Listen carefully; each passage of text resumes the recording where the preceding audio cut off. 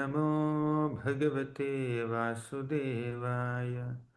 ॐ नमो भगवते वासुदेवाय। ॐ अज्ञानतिमिरान्धस्य ज्ञानाञ्जनशलाकया चक्षुरुन्मिलितं येन तस्मै श्रीगुरवे नमः। नमः ॐ विष्णुपादाय कृष्णप्रेष्ठाय भूतले श्रीमते भक्तिवेदान्तस्वामिन् इति नामिने। नमस्ते सारस्वती देवे गौरवाणी प्रचारिणे निर्विशेषा शून्यवादी पाश्चात्यदेशतारिणे। जय श्री कृष्ण चैतन्य प्रभो नित्यानंद श्री अद्वैत गदाधर श्रीवासादि गौर भक्तवृंद। हरे कृष्णा कृष्ण कृष्ण हरे हरे, हरे Ram Ram Ram Hare Hare. Hare Krishna. I welcome all of you for today's Gita Pravaha session. Let's continue the 11th chapter of Bhagavad Gita from where we left yesterday. Yesterday we saw that Arjuna requested Krishna to show his universal form. After hearing about all the vibhutis or powers or opulences of Krishna in the 10th chapter, Arjuna requested Krishna, can you please show me that form by which you are all pervading throughout the universe, by which you sustain the universe, by which you maintain the universe? Then Krishna displayed his wonderful Vishwarupa, showing everything in the entire creation, including all planets and all species and all devatas and all snakes and all kinds of living beings within his one form, that is the universal form or the Vishwarupa. Then there's a transition. Immediately Krishna also showed his Kala Rupa, means the form of time, where he had so many faces and so many hands and so many legs and so many bellies and so many eyes, and uh, from the mouths of all these the mouths of Kalarupa, fire was emanating, and Bhishma, Drona, Karna, Duryodhan, Dushasana, all these people are entering into the fire emanating from the mouth of Kalarupa. They were dying. And basically Krishna showed in his Kalarupa the future effects of the Kurukshetra battle. What's going to happen? What's the outcome of Kurukshetra battle? So Krishna displayed it to uh, Arjuna in this way. Now Arjuna had a question. He was very much afraid of seeing this Kalarupa, and he asked Krishna, "Who are you? What's your mission? Why are you so ghastly? What exactly you want to accomplish?" In response to these two questions, Krishna said, "Kalosmi lokakshayat pravriddho लोकान् समाहर्तुमिह प्रवृत्तः ऋतेऽपि त्वां न भविष्यन्ति सर्वे येव स्थिताः प्रत्यनीकेषु योधाः Kalosmi, I am time. The form that you have seen so far, that or the form that you are seeing now, is Kala, the form of time. When time takes a form like this, it's so ghastly like this. It's so awe-inspiring. It's so scary like this. Kalosmi. And what is my mission? Lokakshayat krit pravriddho. My mission is to cause kshaya. Kshaya means deterioration of everything material in this world, right? I am the great destroyer of all worlds. Loka means worlds. Loka Kshaya means one who destroys all the worlds. Time is the destroyer of all the worlds. Lokan samahartamiha pravrittaha. I have come here to destroy all people. Not only Loka, not only the planets or the worlds, but also the people who are living in those worlds. Ritepitvam na bhavishyanti sarve.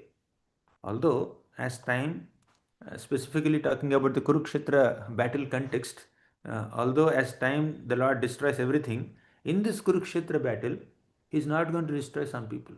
Who are they? Ritepitvam, accepting you, Pandavas. I keep you as an exception. In this Kurukshetra battle, you will not die. Pandavas will not die. And of course, those who are supporters of Pandavas, the dharmic people, they also will not die. Na bhavishyanti sarve, except you people, everybody will be killed in this battle of Kurukshetra. Yeva sthitaha pratyanikeshu yodhaha. Pratyanikeshu yodhaha, all these warriors who assembled on this battlefield, all the soldiers on both sides, they will be slain. So Arjuna, he wanted to give up fighting, and he was also not very decisive in the second chapter. But even if Arjuna did not fight, here Krishna is revealing, even if Arjuna did not fight, all these warriors will not go back home. They will die one day.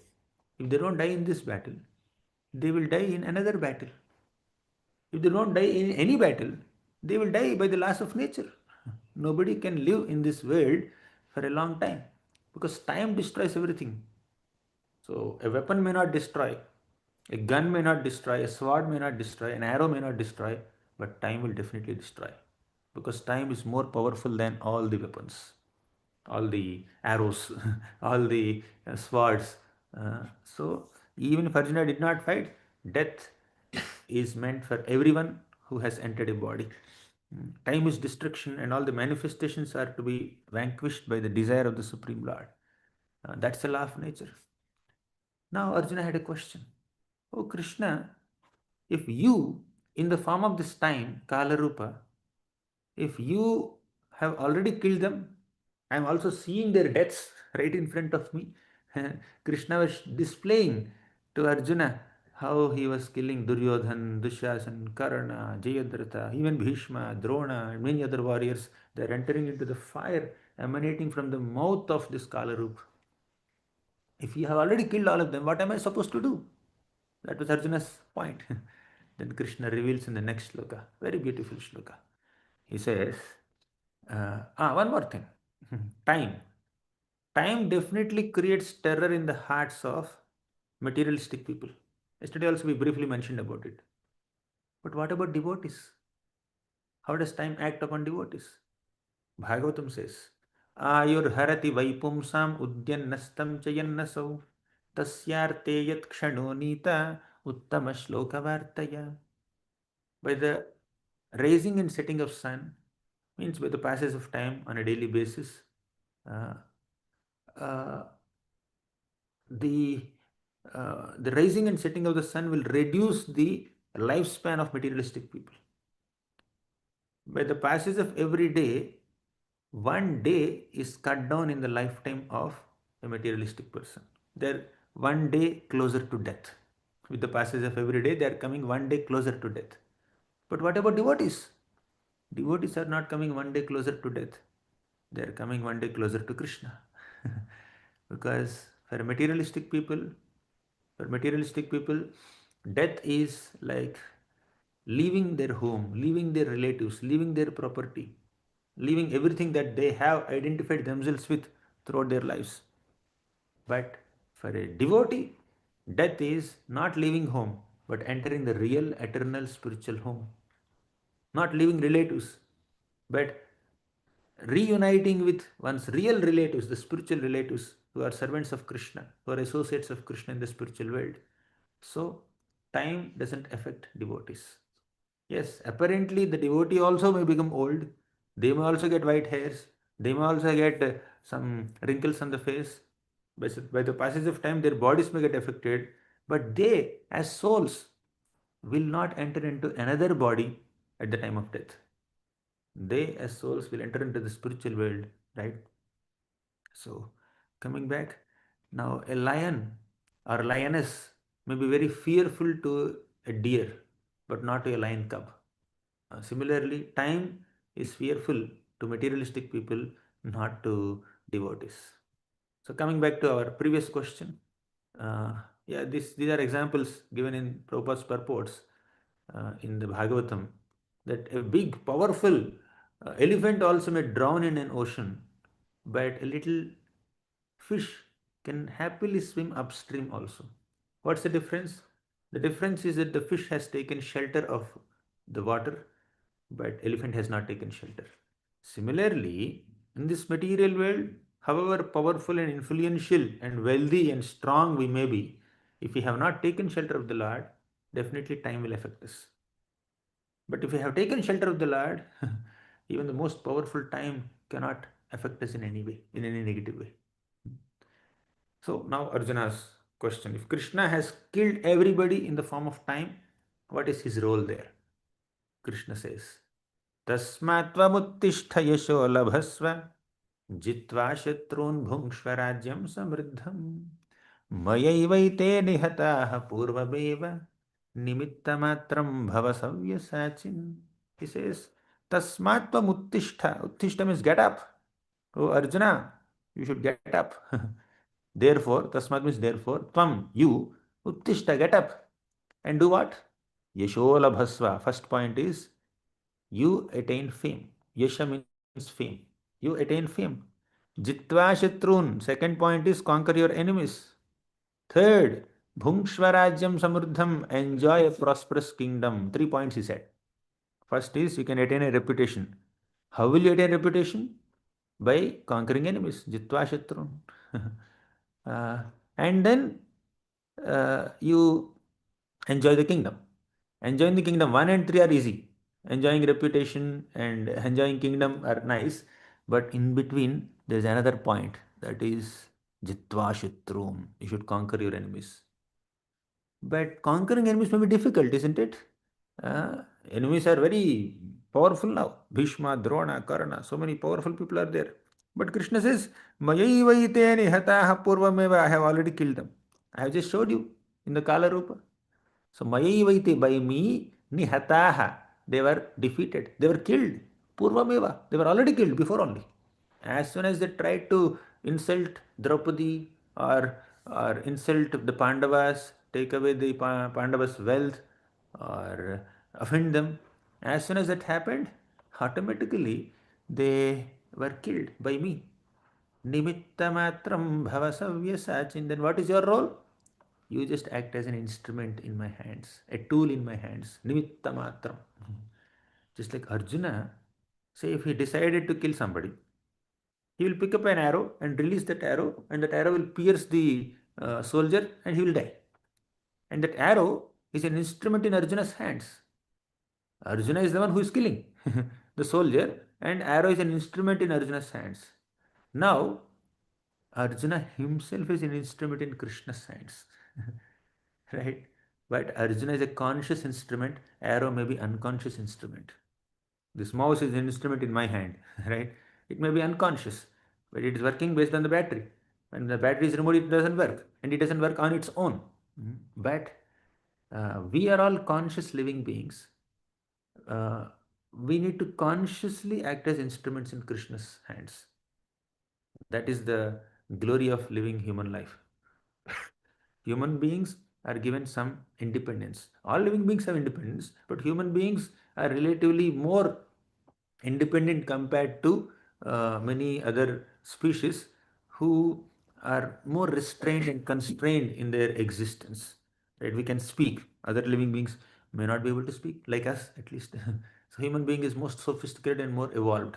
But human or non-human, every living being has some minute independence.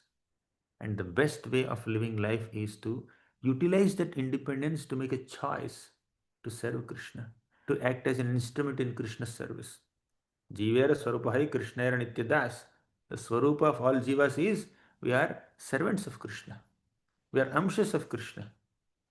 So if we are amshas of Krishna, it's better that we act according to his expectation, his desire. Right? So, for example, Prabhupada gives this example.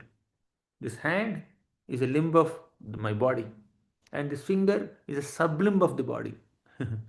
And what is the role of this hand or finger or leg or whatever? It's supposed to assist the entire body. Similarly, we are all parts of Krishna. We are all servants of Krishna. Our job profile is to act in accordance with his wishes, his expectations. Nimitta matram bhavasavya sachin. And this instruction that Krishna gave here, he repeated at the end of Bhagavad Gita also. What's the final concluding message of Bhagavad Gita? Sarva dharman parityajya mamekam sharanam vraja. You give up all your obligations and mam ekam sharanam vraja. Just take my shelter only. Here he says, Nimitta matram bhavaya sabvasachin. You become an instrument in my hands. Later he said, in the 18th chapter, he said, You mam ekam sharanam vraja. Just take my shelter. Sufficient. I will relieve you from all sinful reactions. I will relieve you from all obstacles. I will take you to the spiritual world. So, taking shelter of Krishna is the most prominent, conclusive, and repetitive message of Bhagavad Gita. Nimittamatram bhava savyasachini. Perform your duty as a Kshatriya on my behalf, as an instrument in my hands. We are all instruments in Krishna's hands. So, this is the nature of Krishna and the teaching of Bhagavad Gita. You are Savyasachi. Savyasachi means one who can release arrows with both hands. Although you are a Savyasachi, still you are my instrument. You are Nimitta Matra. Right? However powerful we may be, however expert we may be in our fields, we are Nimitta Matram only. So Krishna kept these two words in the same line, Savyasachi and Nimitta Matram. Nimitta Matram is an instrument. Savyasachi is the most expert military man. One who can release arrows with both hands. How? I don't know. Don't ask me. There are some people who can write with both hands. Right? Their handwriting is good with right hand also and with left hand also. Some people who are like more it used to write with right hand, their left hand is not doesn't function so well. They will be slow, or their handwriting will not be very neat. They may not be able to write properly, and they may lose concentration after 1 or 2 minutes. But there are some people who can do both, very rarely. So, but Arjuna can release arrows with both hands. But still, he's an instrument in Krishna's hands only. And the greatest and the best way of living life, human life, is to act as an instrument in Krishna's hands. Next, like, you see, what is the glory of being an instrument in Krishna's hands? In this Damodar Leela, which Krishna enacted in Vrindavan, he used this little wooden grinding mortar and little rope as instruments to uproot these Yamalarjuna trees. Trees are so huge, and this mortar is so tiny, and the rope also is very, very weak rope. But Krishna used that weak, small, simple rope and this wooden grinding mortar as instruments to uproot the Yamalarjuna trees. So while uprooting, the mortar did not break, the rope also did not break. Only the trees were collapsed. Why? Because they agreed to act as instruments in Krishna's hands. Ordinarily speaking, neither the mortar nor the rope had the power to uproot Arjuna trees. They were so tall, so huge. But because they agreed to act as instruments in Krishna's hands, Krishna empowered them with the ability to uproot the trees. Similarly, flute. I often say, anything that has holes cannot hold anything, isn't it? But Krishna's flute has holes all over its body, but still that flute is holding unlimited ragas. So many melodies. The flute is holding so many melodies. Why? Because the flute is acting as an instrument in Krishna's hands. And that flute is mesmerizing great masters of musical science, including Brahma, Indra, Shiva, Vishnu. All of them are getting mesmerized. And mainly the gopis are just leaving everything aside and running towards Krishna because of the flute. Where did this flute, little bamboo stick with so many holes all over its body, where did this flute get this power? Because of being an instrument in Krishna's hands. So we may be powerless, we may be very simple, naive, we may not have very less knowledge, we may not have so much experience. Still, if we act according to the instructions of Krishna, if we agree to act as an instrument in Krishna's hands, Krishna will empower us to do unimaginable service, inconceivable service. So we should not unnecessarily claim credit or brag or boast about ourselves, our accomplishments. Everything is happening by Krishna's grace. We need to act as an instrument in Krishna's hands. So, yeah, next. Dronam cha bhishmam cha jayadratham cha karnam tathanyan api yodha viran maya hatam stvam jihima vyathishta yudhyasva jetasi rane sapatnan. Here, Krishna says, by taking names, Dronam cha, Bhishmam cha, Jayadratha cha, I have already killed Drona, Bhishma, Jayadratha, Karna, Api Yodhaviran, many other warriors I have already killed them. Maya hatam stvam. Maya hata means I have killed them. Then what are you supposed to do? Tvam jahima vitishtha. Now you see, in the court, the judge may give a judgment. Let this criminal be hanged, or let this criminal be arrested for the next 10 years, or 14 years, or 20 years, whatever. So, some kind of punishment is uttered by the judge. And there are some constables, police constables, who are supposed to implement that punishment. This police constable himself does not have the ability or power to hang the criminal. Probably the criminal may be more powerful than the simple soldier who is like a court attendant. But this criminal has killed 100 people. But this weak soldier or government employee will have the power to kill a big criminal who has killed 1,000 people just by the order, by the power of the order of the judge. Judge has the power to kill, to order the death of this criminal, and by the power of the judge's judgment, any simple naive uh, soldier or a court attendant can hang a criminal, right? So Krishna has already ordered. Krishna has already decided the death of Bhishma, Drona, Karna, Jayadratha, and all these people, Duryodhana, Dushyasan, Karna. He has decided, and Arjuna has to just manifest their death. Arjuna is implementing, Arjuna is executing the decision made by Krishna. He is an executor, not the decision maker. Decision maker is Krishna. Even to punish any sinful soul also, the super soul is the decision maker. Krishna is the decision maker. And Yamaraj implements that punishment. So, super soul is there right within our hearts. He is observing all our moods, all our deeds, all our sinful activities, how many people have we cheated, how many material desires we hold in our hearts, how many sinful activities have we committed. All that is being observed by the super soul. And at the end of the life, the super soul sends a WhatsApp message or voice note to Yamaraj. And Yamaraj will receive that and say, oh, I should boil him in hot oil for 10,000 years. Okay, I'll do it. Yamaraj will implement it. Yamaraj is the executor. Similarly, in this Kurukshetra battle, the Pandavas and Arjuna, they are the executors of Krishna's will, Krishna's decision. That's why Krishna said, Mamekam Sharanam Braja. You keep aside all your duties and all your concocted plans and just follow my plan. Tasmadidam Daivatantram. Next. Etat Shritva Vachanam Keshavasya Kritanjalirvepamana Kiriti Namaskritva Bhuya Evaha Krishnam Sagadgadam Bhita Bhita Pranamya Etat Shritva.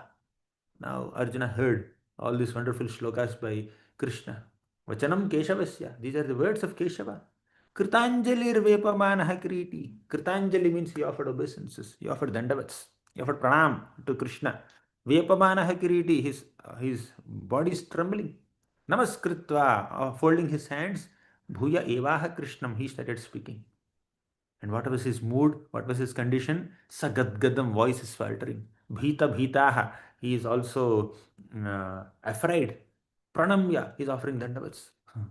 So he started speaking. He said that Tvamadidevaha Purushaha Purana Tvamasya Vishwasya Param Nidhanam Vettasi Vedyam Cha Param Cha Dhama Tvaya Tatam Vishwamananta Rupa. Tvamadidevam, O Lord, you are Adideva. You can make any decision. You can decide the outcome of war. You can decide the war. You can decide the outcome of war. If you want, you can avoid the war also. If you want, you can give us victory or you can give us defeat. You are everything. You know everything. You can do everything. Tvam Adideva, you are the Supreme Lord. Purushaha Puranaha, you are the primeval Lord. Tvamasya Vishwasya Param Nidhanam, you are the supreme shelter of the universe. Vettasi Vedyam Cha Param Cha Dhama, you know everything and you are the supreme knowable. What is worth knowing in this world is you alone. 13th chapter will clarify it more. So the worthiest object of knowledge is Krishna himself. Tvayatatam Vishwam Ananta Rupa. It's only by you Oh, unlimited Lord, this entire Vishwam is getting sustained. You are the ultimate shelter of everything, source of everything. Then he also says, Pitasi lokasya characharasya tvabasya pujyasya gururgariyan natvat samostyadhikabhya nastvat samostyabhyadikah kutonyo lokatrayepya pratima prabhava. Pitasi lokasya characharasya. You are the Pita, you are the father of all the moving and non-living entities in this, non-moving entities in this world. Chara and Achara. Chara means movable living beings. Achara means immovable beings. And Krishna is the Pita, father of both. Tvamasya pujyasya gurur gariyan.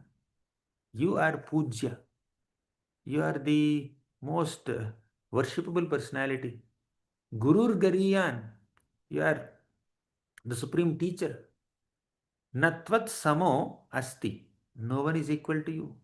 Abhi adhikaha kutonyo. No one is superior to you also. No one is equal to you. No one is superior to you.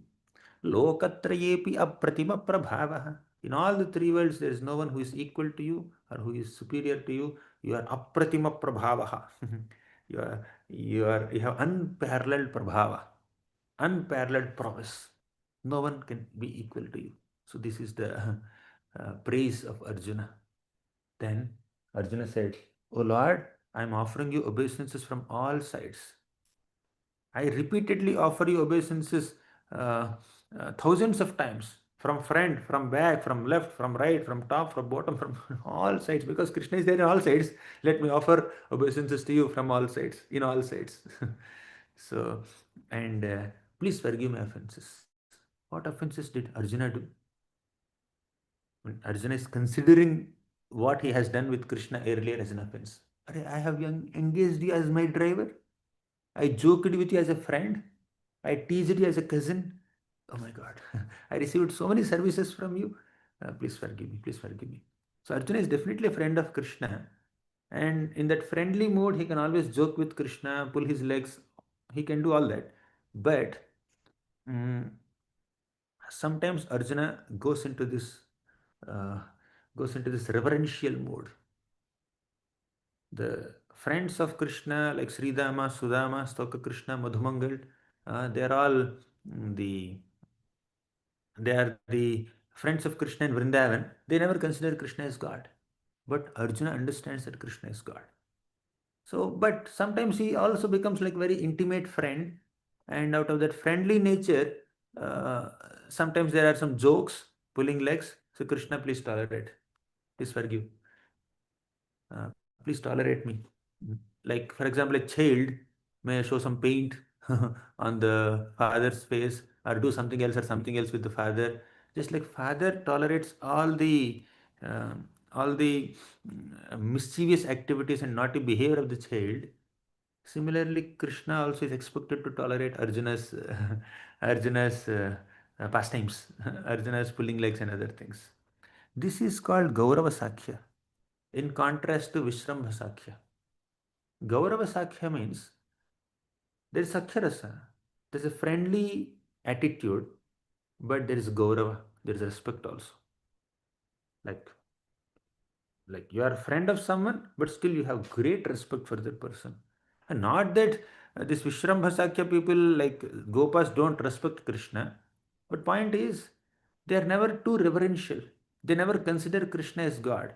Even if Krishna performs such superhuman activities right in front of their eyes, even if Krishna swallows forest fire, even if Krishna kills Mayasur, who is that? Vyomasur, even if Krishna lifts Govardhan mountain, or kills Keshi demon, or fights with Dhenukasura demon, whatever Krishna may do in front of them, the Gopas never consider him as God.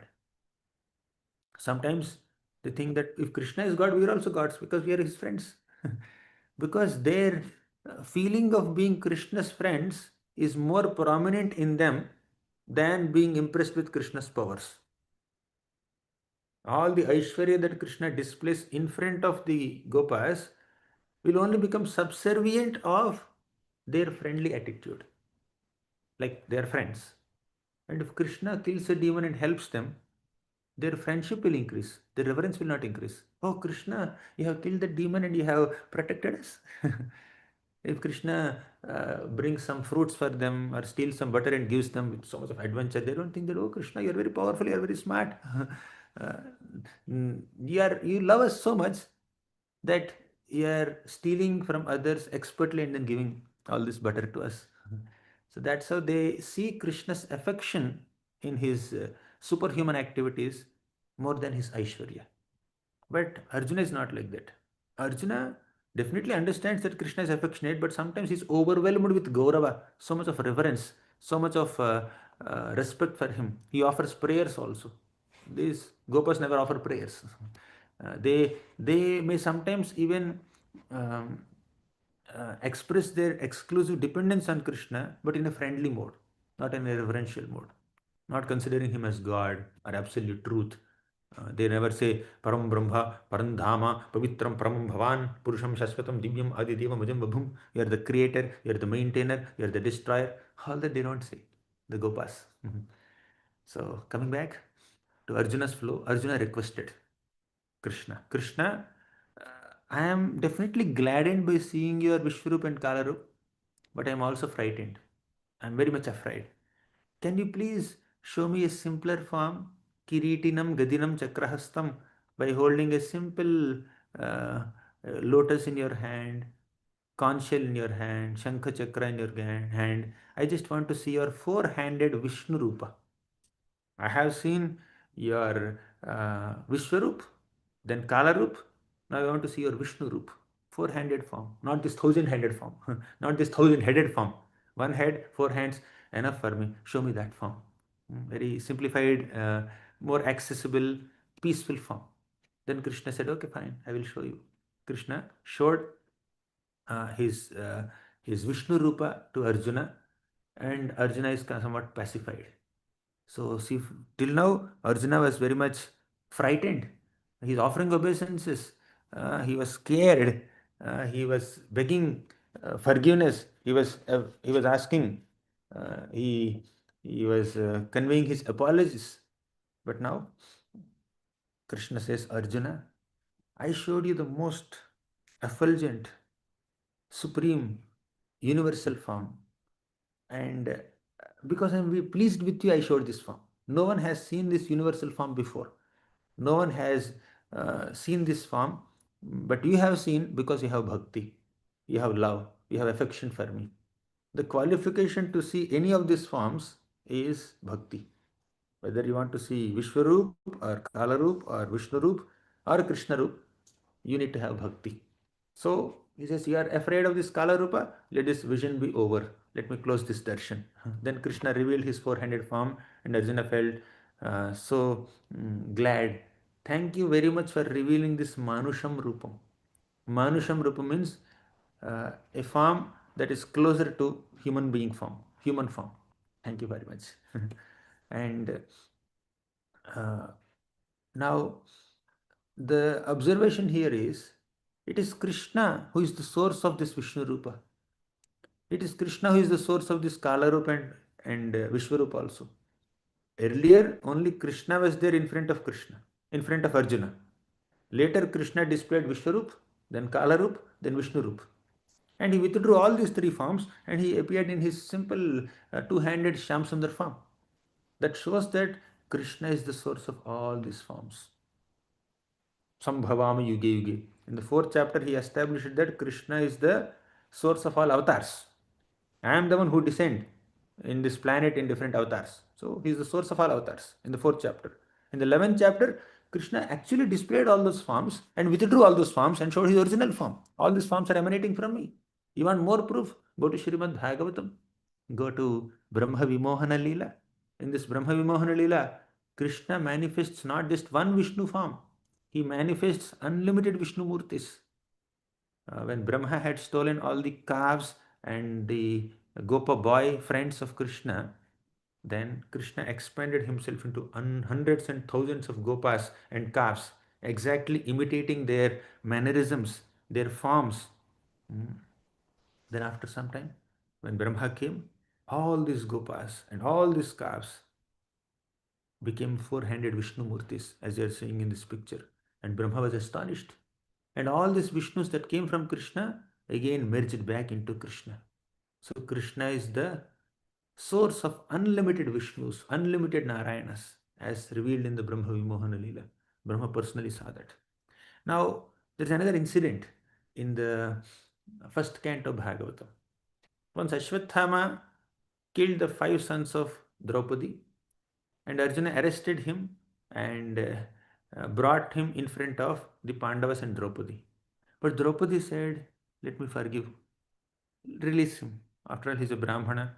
She gave so many reasons and said, "I forgive Ashwathama, release him." But Bhima said, "No, no, no, I will not forgive him." At that time, the two-handed Krishna manifested a four-handed form. With two hands, he was holding Bhima. With two hands, he was holding Draupadi. "Don't fight, don't fight. We'll do something." Draupadi says, "Don't kill him." And Bhima says, "Kill him." And there is difference of opinion amongst Vaishnavas also. Sometimes devotees also have a difference of opinion. They fight with each other, right? Like Arjuna had, Bhima had his point, and Draupadi also had her point. So they were quarreling in one sense. Then Krishna, to control both of them, he manifested two extra hands, Vishnu Rupa. So Krishna is the source of all forms, whether it is four-handed form or eight-handed form or 10-handed form or thousand-handed form. All Vishnus are coming from Krishna. So then Krishna finally revealed his Vishnu form, this four-handed form, Vishnu form, to Arjuna. And then Krishna said, "Bhaktya tu ananyaya shakya aham evam vidhorjuna jnatum drashtum cha tatvena praveshtum cha parantapa." Bhaktya tu ananyaya shakya. It is only by the Shakti of Ananya Bhakti. Ananya, we have already seen. I hope you have done the assignment of figuring out how many Ananya words are there in Bhagavad Gita. Ananya Bhakti. Ananya means undeviated, unmotivated Bhakti. Your mind is not distracted towards anything else. Ananya Bhakti. Only by the Shakti of Ananya Bhakti, Ahamaevam Vidhorjuna, one can understand Krishna. Gnatum, your understanding of Krishna. Drashtum, your vision of Krishna is possible only by Ananya Bhakti. It's only by Ananya Bhakti we can understand Krishna. Finally, Krishna describes Bhakti means to do these five things. What are the five things that devotees do? Krishna says in the last shloka of this chapter, Matkarma krinmat paramo madbhaktah sangavarjitah nirvairah sarvabhuteshu yah samameti pandava. Matkarma krin means do my activities. Just perform all your activities to please Krishna, or choose only those activities that are pleasing to Krishna. That's first point. Second, Mat Paramo means you consider me as the Supreme. Third, Mad Bhaktaha, become my devotee. Do you remember something else? In the 9th chapter also at the end, Krishna said, Manmana bhava madbhakto madhya jimam namaskuru. Four things he said. Here he's saying five things. Third is madbhaktaha, become my devotee. Fourth is sangavarjitaha. Sangha means attachment. Varjitaha means give up. Be detached from all material things. Give up all your attachment towards materialistic activities. Detached. Then nirvairaha sarva bhuteshu. Fifth point is very important. Vaira means enmity. Nirvairaha means no enmity. Nirvairaha sarva bhuteshu means don't envy any living being. Not that don't envy human beings, you can envy animals, not like that. You should not envy any living being, whether they are human beings or animals or birds or whatever. Yahasa mameti pandava. If you have these five qualities, you will definitely come to me. First, work for Krishna, means service to Krishna. Second, understanding Krishna's supremacy, mat param. Third, becoming his devotee, mat bhaktaha. Fourth, becoming detached from material things. Fifth, always love people and don't hate people. Don't envy people. When we have these five divine qualities, when we follow these five practices, definitely we'll be able to reach Krishna. That's how Krishna concludes this 11th chapter of Bhagavad Gita. Now in the 12th chapter, Krishna elaborately describes Bhakti Yoga. And in this chapter specifically, Krishna gives different levels of bhakti. We will see that tomorrow. And also, Krishna gives different qualities of devotees. So many qualities he lists. So, Vaishnava character and levels of bhakti are different degrees to which we can perform bhakti, and how bhakti is superior to impersonalism. Ekatvena prathakvena bahuda vishvatomukham. You remember in the ninth chapter, Krishna spoke about three types of worshippers. We already spoke about two, Prathakvena and Vishwatomukham. Then we are coming to Ekatvena. We will discuss that tomorrow, 12th chapter. Thank you very much. Srimad Bhagavad Gita ki jai, Srila Prabhupada.